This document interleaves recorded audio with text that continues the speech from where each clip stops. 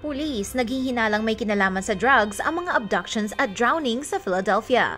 3 lalaki na kidnap, tinali ng duct tape, sinaksak at tinapon sa isang ilog sa Philadelphia ang maaring biktima ng isang drug deal kung saan sangkot ang isang Vietnamese gang.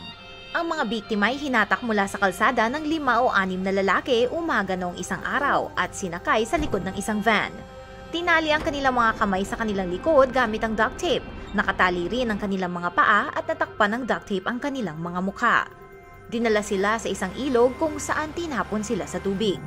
2 sa mga biktima ang hiniwa ng kutsilyo ang leeg at tinalian ng mabigat na bagay at sila ay nalunod sa tubig na may 5 hanggang 10 talampakan ng lalim. Ang nag-iisang survivor ay nagawang lumutang sa tubig hanggang sa makaalis ang kanyang mga abductors matapos siyang masaksak ng 9 na beses sa leeg, katawan at sa kanyang legs. At kahit nakatali ang kanyang mga kamay at paa, nagawa niyang makaahon mula sa tubig. Nakarating siya sa nalalapit na kalsada at sinigawan ng mga kotseng napadaan at may taong tumawag sa 911. Ang lalaki ngayon ay nasa stable na kondisyon sa ospital. Ang katawan ng 2 pang biktima ay natagpuan ng mga pulis alas 4 ng madaling araw.